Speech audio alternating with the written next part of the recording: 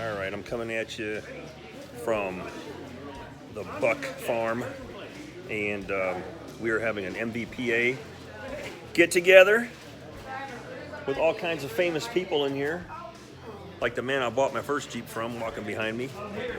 But let me show you some of these Jeeps.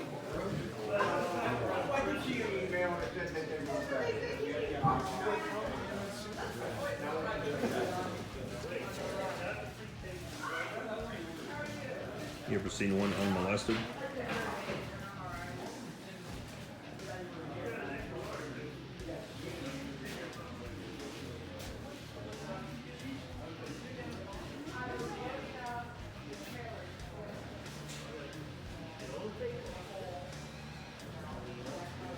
This is Jeep heaven, folks.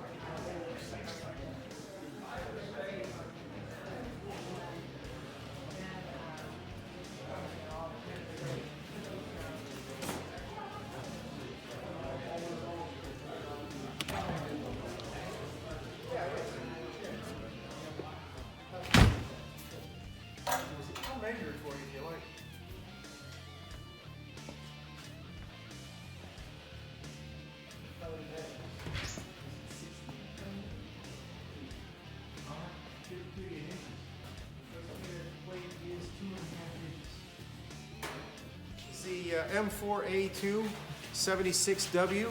What that breaks down is M4 is a Sherman tank. A2 means it has the twin Detroit diesel engine, and 76W means it has a 76 millimeter high velocity gun with wet ammunition storage in the bottom of the hull. What does wet mean? The wet means they had ammunition racks in basically bathtubs in the bottom of the hull below the turret basket, so that if the tank was penetrated, you didn't take out the tank with ammunition fire because it was completely covered with a water solution. And that, at the very least, gave the crew the opportunity to get out if need be. Yeah. That was a real danger in these tanks. It was not the fuel burning, it was the ammunition burning. Yeah. And the early models had the ammunition stored way up here in the sponsons on the side. And of course, that's thinner armor, so that's where ideally you would want to shoot an opposing tank. And if you hit them there, they would go right through the ammunition and set the ammunition on fire. That was not considered a real good plan, so they moved it when they realized how much space they had in the bottom of the vehicle. So you were saying that this is the same model they used for the movie Fury? Now this is exactly the same model. That was also an M4A2, yeah. Nice. But the 76 millimeter gun was a big upgrade from the 75 in that it put out almost 3,000 foot per second velocity shells. It wasn't just the 1 millimeter, it was a much higher chamber pressure. So it put out much higher velocity shell and could be used to penetrate hard targets, pillboxes, enemy tanks, and so on.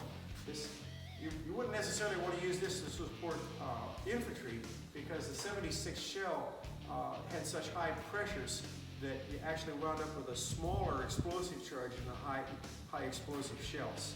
So the regular 75 was actually better for just blowing up troops and sandbag positions and so on.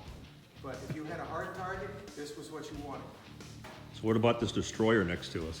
The tank destroyer I know less about, but that's the M36 tank destroyer. That also has a 76 millimeter gun, have a muzzle brake, and that was not an uncommon situation. When they first came out, they had a real shortage of muzzle brakes for some reason. This was originally in called the turrets. Yeah, this is the hybrid. I thought so. I think it says so. The main difference between a tank and a tank destroyer, destroyers typically have a lot less armor. Now this one's well armored for a tank destroyer, but it does have the 76 millimeter high velocity gun on it for that penetration capability where it can take out enemy armor. As you can see, there's no muzzle brake on here, but there is a thread protector on here. Right, and it would be physically possible to put a muzzle brake on there. And these had no top, right? That's right. A tank destroyer typically did not have a roof on the turret, and originally they did that just to reduce weight because you didn't have to have a lot of armor on a tank destroyer. Tank destroyer are not supposed to take on tanks, it's supposed to assassinate tanks. So they did not up armor them. In fact, the Hellcat tank destroyer had virtually no armor on it. That was like half-inch thick. But one thing they discovered when they left the roofs off the turrets was the entire turret group had increased situational awareness because they could actually look around instead of having to peek out slits or periscopes. They could actually make much faster, better assessments of the tactical situation they found themselves in. I appreciate the brief. Not at all. So what's your name? My name is Dave. Dave, okay, Dave, how you doing? I work with Alcos in the 68th Battalion reenactment. Oh, nice. And we work typically with a fellow out of the Pittsburgh area that has an M4A2 Sherman. That's in the shop right now, but it'll be coming out for its debut, hopefully, at the MVPA this year. Yeah, I'm looking It's going forward to be that show. extraordinary. I'll have an unauthentic vehicle there. And it's actually in pretty decent operational condition. It's a little battered here and there, which makes it perfect for tactical use. And you know, it's all there, and it all looks right, and it works beautifully. And they drive fun. They're just a gas to drive. It's 92 raging horsepower in a flathead Chrysler 6-cylinder engine with 4-speed non-synchronized gearbox. The Sherman has a 5-speed synchronized gearbox. Wow, you really know your stuff. It's got probably the finest machine shop truck extant. If you ever have the opportunity to look at this thing This one here. with the workshop setup, the sides of this and the back are workbenches, and then the inside is a machine shop with 2 complete welding rooms. Oh, I have some buddies that would love this. Can't see it very well, but Now it's in the dark right now, but if you ever get the chance, you got a lathe Yeah, here, look at that. drill press, grinders, arc weld, gas weld, tools galore. nice. One of the things I wanted to see. Oh, nice.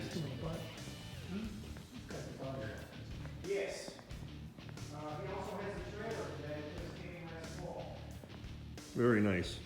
I do remember seeing that. All right, so if you guys don't know what a Dragon Wagon is, here's the cab. Here's the chassis. And you've got to see the drive gears on this thing.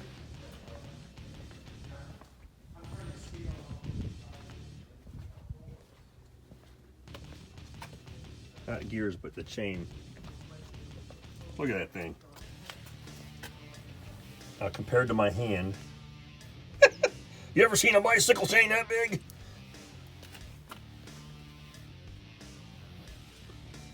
This thing is going to be awesome when it's done. I saw this thing run. It's beautiful.